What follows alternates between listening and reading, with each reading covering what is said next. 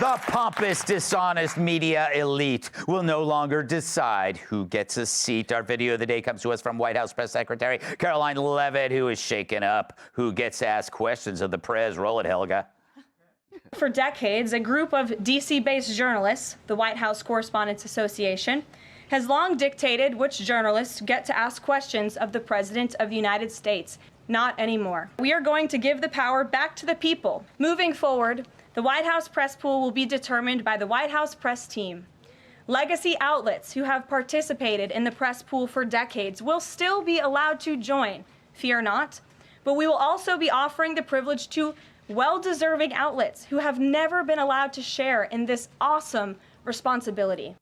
Sounds okay. Open up the questioning to more reporters, more voices, make it fair for everyone. What's wrong with that?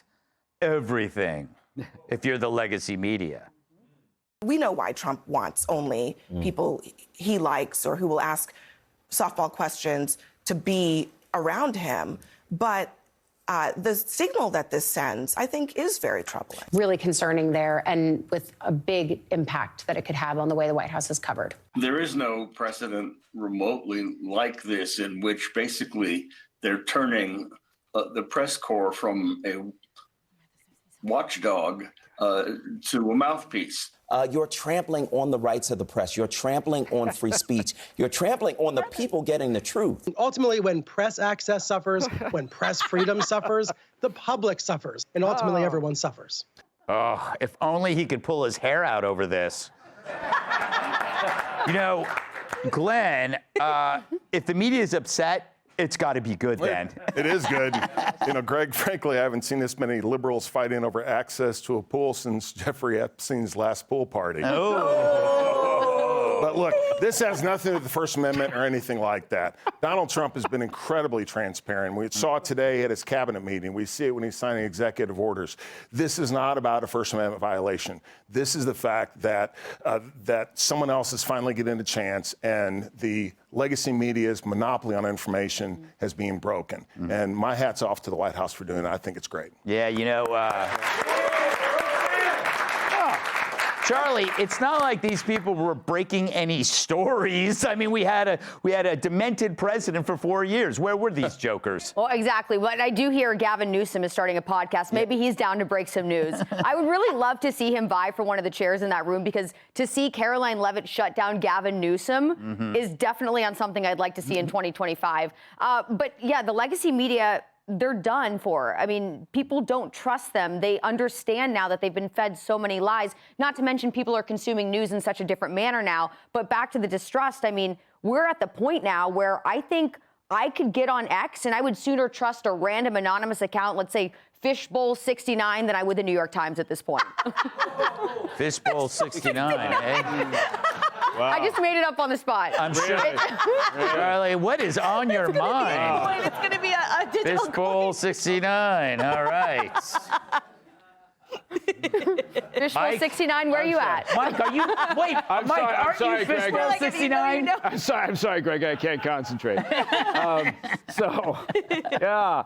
Look, don't quote me on this, but I think that the White House Press Association head, the head of that little cabal, has just accepted a job with MSNBC. I think you're that right. is correct, yeah. And the only other point I've got for that, because I've been told to tighten up my answers, is that I've actually applied. You may have heard that I host a daily podcast called The President's Daily Brief. That's right. I've applied for a White House press pass. Oh, good for you. Yes. Oh, yeah. Right, yeah. Wait till they do that security check. Huh?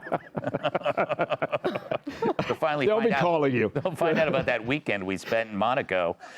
Emily, last word to you. I think the AP, I guess, filed a restraining order against Karoline. What does that even mean? Literally, it's to try to enjoin this from happening. Basically, to have the courts force her to let them back in the room. Here's what I find so ridiculous. So we have Lawrence Tribe, constitutional law professor up there, saying there's no precedence for this. It's called the government of the will of the people and the fourth estate to be the messenger for that. So the fact that they are saying that there is no precedence for the people to be able to directly access the President of the United States. All of this does is show that people like how Brian Stelter says that this subverses the will of the people. That's the direct connection, because the president is a servant of the people. He is not a king. So this whole idea, the AP suing Karoline Leavitt and all of their shock and horror on this is based on the premise that they are an elite cabal, that the president is a king, and that there's zero interaction that a commoner could ever have with our commander-in-chief. And that is the biggest lie and threat of all. And the fact that we wouldn't have discovered, by the way, that the White House Association are the ones that determine who asks the question.